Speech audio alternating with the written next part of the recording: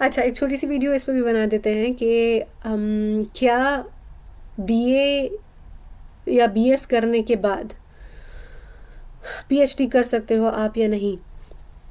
तो गाइस, नहीं, आप नहीं कर सकते हो। आपको पीएचडी के लिए आपके पास 18 साल की एजुकेशन होनी पड़ेगी।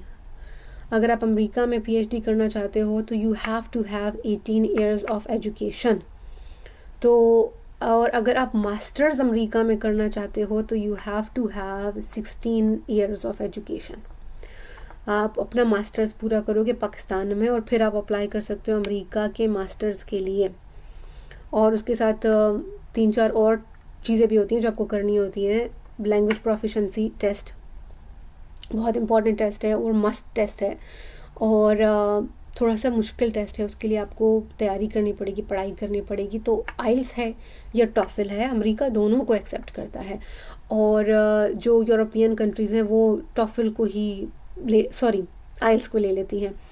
और मैंने आइल्स किया था, मैं काफ़ी टाइम से आइल्स को ही देख रही थी। और मैं जब आइल्स का एग्ज़ाम दे रही थी तो उस वक़्त कोविड चल रहा था। तो मैंने आइल्स किया और जो रिक्वायर्ड स्कोर था वो मेरा आ गया। तो मेरा जो है वो एक्सेप्ट हो गया था। कोविड के टाइम में इन्होंने डियोलिंगो भी इंट्रोड्यूस कर दिया था। अब डियोलिंगो क्या है कि आप एक कमरे में बैठ के टेस्ट को अटेम्प्ट कर सकते हो, ठीक है। आपको लिंक भेज दिया जाता है और उसकी थोड़ी सी फ़ीस है मेरे ख़्याल से, मुझे ठीक से याद नहीं है। I did both, I did Duolingo and IELTS both. IELTS की अच्छी खासी फ़ीस थी, आई थिंक 35,000 पाकिस्तानी रुपी उस वक़्त, I think, I am not sure. और सरीना में हुआ था। तो गाइस, एक और बात आइल्स के हवाले से मैं आपको बता दूं। आइल्स की जब मेरा एग्ज़ाम हुआ था ना, तो मेरे आसपास कुछ स्टूडेंट्स थे। तो उनकी तबीयत इतनी ख़राब हो गई कि उन्होंने उल्टियाँ स्टार्ट कर दी। मेरे पीछे एक लड़का बैठा हुआ था। तो मेरा उस वक़्त किस चीज़ का हो रहा था यार, आई थिंक उस वक़्त लिसनिंग का टेस्ट हो रहा था। वो बहुत मुश्किल होता है। You have to listen to the instruction and you have to solve the paper on the page. तो it's a combination of both listening and writing. तो उसमें ना वो पहला जो है वो उसमें डायरेक्शंस के ऊपर वो था, मैपिंग के ऊपर था कि एक बंदी है वो रूम ए से आई है, तो अब उसके लिए क्लोजेस्ट दरवाज़ा कौन सा होगा। इधर सारा मैप बना हुआ होता है। तो आप कहते हो यार ये बी नहीं सी पे उसका क्लोजेस्ट है, तो दे मेक इट हार्ड। अच्छा, तो अब मेरे पीछे वो बंदा बैठा हुआ था। तो उसको जो है इतना टेंशन हो गया कि उसको उल्टियाँ शुरू हो गई।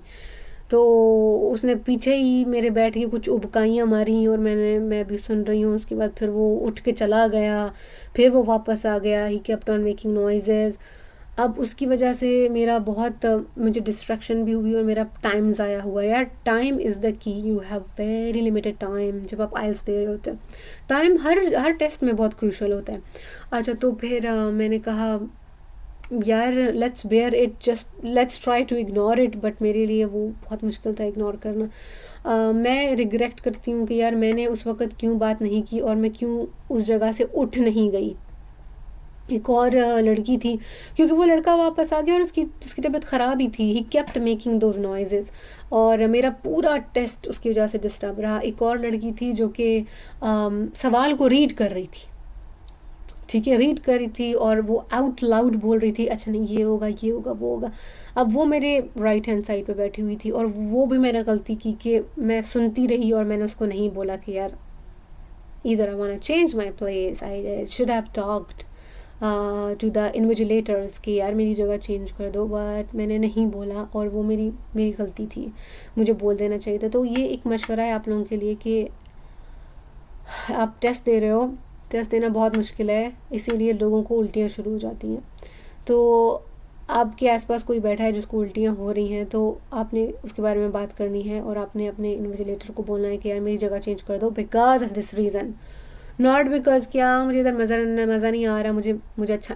Give them a genuine reason and they will listen to you.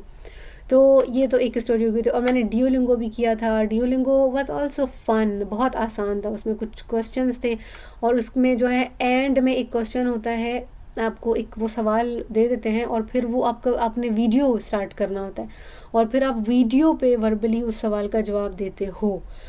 इस तरीके से वो देखते हैं कि आपके अंदर बात करने की सलाहियत है या नहीं है। तो उसमें भी मेरा पासिंग स्कोर आ गया था, तो वो अमेरिका ने दोनों को एक्सेप्ट किया। ठीक है, so you need language proficiency test and you also need GRE। कुछ कोर्सेज कुछ प्रोग्राम्स ऐसे हैं जो कि GRE को एग्जाम्ट कर देते हैं, but you do need GRE। इन चीज़ों के ऊपर हम लोग डिटेल में बात करेंगे। GRE के लिए मैंने इस्लामाबाद में क्लासेस ली थी, अपने आप को मैंने इनरोल किया था इस्लामाबाद में, उसका प्रिपरेशन क्लासेस उसकी होती हैं। और बट मैथ दोबारा मेरी ज़िंदगी में आ गया। जिस चीज़ से मैं भाग रही थी, मैंने कहा मैं कभी भी नहीं करूँगी मैथ। मेरी वो आप स्टोरी का कल वाला व्लॉग मेरा आप देखें ना, लेकिन मैथ फिर आ गया था, लेकिन मैथ फिर चला गया क्योंकि कोविड की वजह से GRE एग्ज़ाम हो गया था। तो मेरा और सब कुछ कंप्लीट था, तो मैंने कहा चलो बम्बू हो गया यार, अप्लाई करो अमेरिका के लिए। Here I am today. तो guys I hope I have answered the question कि आपको MPhil करना पड़ेगा if you want to pursue PhD in America, and आपको मास्टर्स करना पड़ेगा if you want to pursue masters in America. ठीक है, तो this is all for now. If you have any question please write it in the comments.